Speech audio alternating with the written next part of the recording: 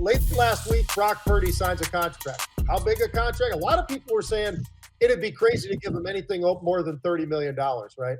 Well, $265 million over 5 years. He's getting more than $300 million or $30 million a year. He's getting $55 million, $50 million a year, whatever. I mean, and the way they move that money around and everything, but we'll just call it, he's right up there in the top 10. Now, the question a lot of people would ask would be, well, come on, Pete, why is Brock Purdy, is he really worth that? Is he really worth that? And my answer is this. Since taking over as the quarterback of the Niners in week 14 of the 2022 season, John, here's what his numbers look like. And then I think we can answer that question. His yards per attempt is ranked number 1 in all the NFL. His passing yards ranked number 4 in the NFL.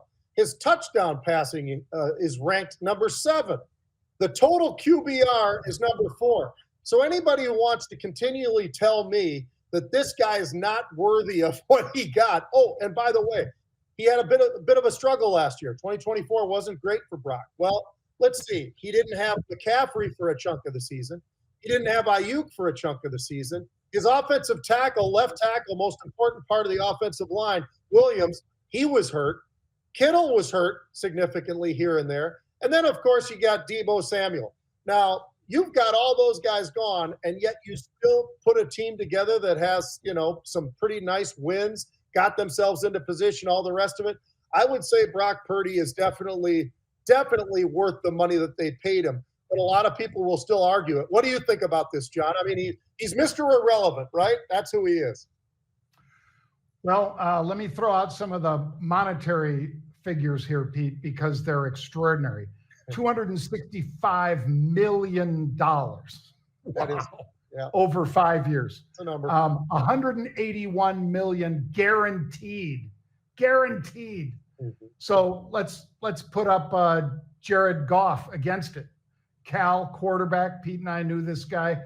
Contract, he got a 4-year, $212 million deal. He's basically averaging, when you divide that out, the same as Brock Purdy.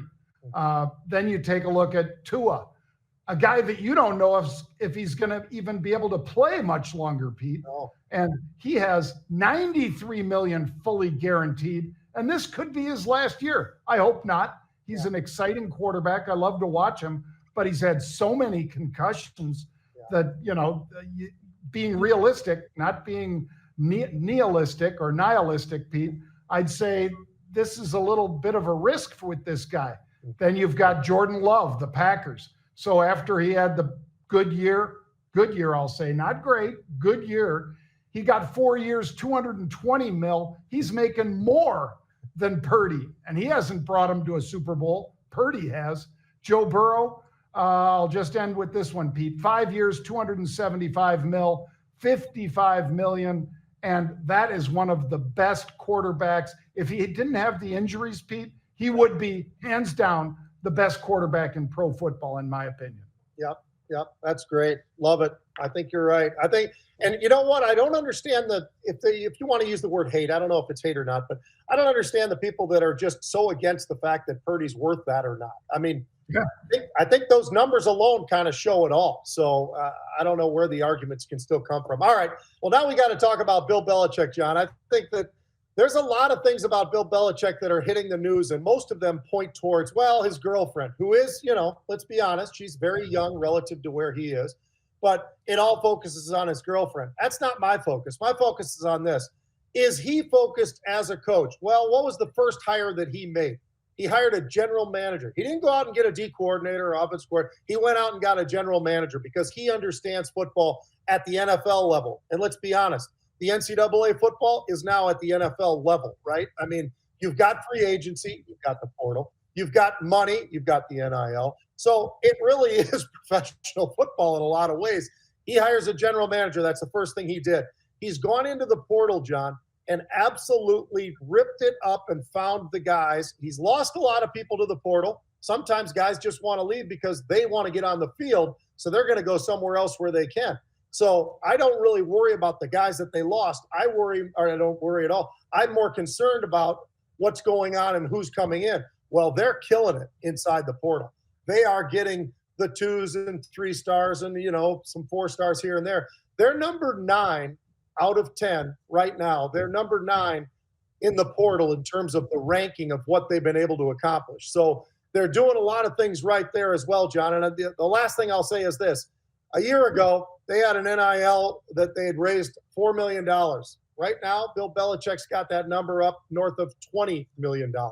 So he's got the money. They've done that. They've gone to the NIL to make sure that they could do that. They've got the donors and everything that goes into that. So they've got the money side of it. They've got the free agency side of it with the portal. I think he's going to get this North Carolina team turned around really, really rapidly. Does it happen this year? I can't say for sure this year, but they're certainly on their way, John, because I think he's making the right steps. But all people talk about every time Bill Belichick's name comes up, yeah, what about his girlfriend? What did she do now? Well, you know what? Maybe focus on football, right? Yeah, maybe. Pete, this is a guy that doesn't get distracted. Right. Now, some people are distracted by his girlfriend. Good for them. Bill Belichick doesn't seem to be distracted. Like you said, signed a lot of great coaches. His son and a couple other folks that have been with him a long time went there with him. And I would point out, Pete, he got divorced from his wife, Debbie, in 2006. Okay. And again, does that really matter? Well, let's just say that probably takes a lot of your attention. Not all of it, but a lot of your attention when you're going through a divorce, which luckily neither Pete nor I have gone through. But I think Mr. Belichick was able to put that behind him. He still won 3 more Super Bowls, Pete. He won 2014, 16, and 18. Got divorced in 2006. In other words, with all those rings, did the focus on football fade because all of a sudden he's a single guy and maybe he can, go out and enjoy himself a little bit more during the off season and or during the season.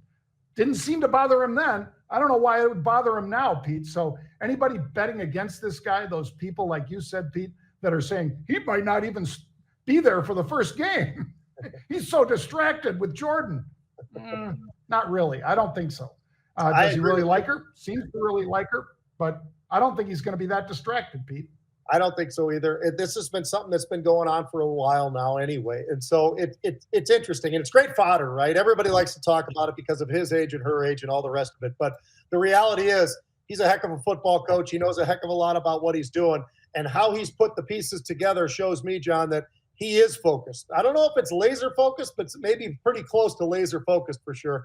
He's just that kind of a guy. That's the kind of coach that he is. And I think it's going to be a really interesting first season. The second season, that's the one I'm looking forward to because once he gets his feet wet and everything else, John, I think it could get really, really interesting. So the first year is going to be tougher, but I think if he goes 2, 3, 4 years down in North Carolina, he's going to probably rattle some cages down there for sure, I think, and maybe get himself positioned into the playoff. Who knows? Well, keep in mind, folks, that Pete knows a thing or two about this because he was there when his team went, 1-10, Pete? Yeah. Was that what it was? Yes. Something like that? And then Lou Holtz came in there and turned the whole thing around. Yep. So North Carolina wasn't 1-10. No. So they're not a horrible football team. They're a pretty good football team, like Pete said, that the primary focus at the school has been basketball, but they've been putting out some pretty high round draft picks in the last few years. If he can keep some of those and attract more of them because of his bona fides being a, big Super Bowl wearing dude, I think that bodes well for North Carolina. All right, Pete, thanks as always. Remember, folks, it's not an option to just trade stocks anymore. You should be trading options. We can show you how. Check out itsnotanoption.com for a free book. And we'll be back tomorrow. What time, Pete, are we back tomorrow? I forget. 1 p.m. Eastern. 1 p.m. Eastern time.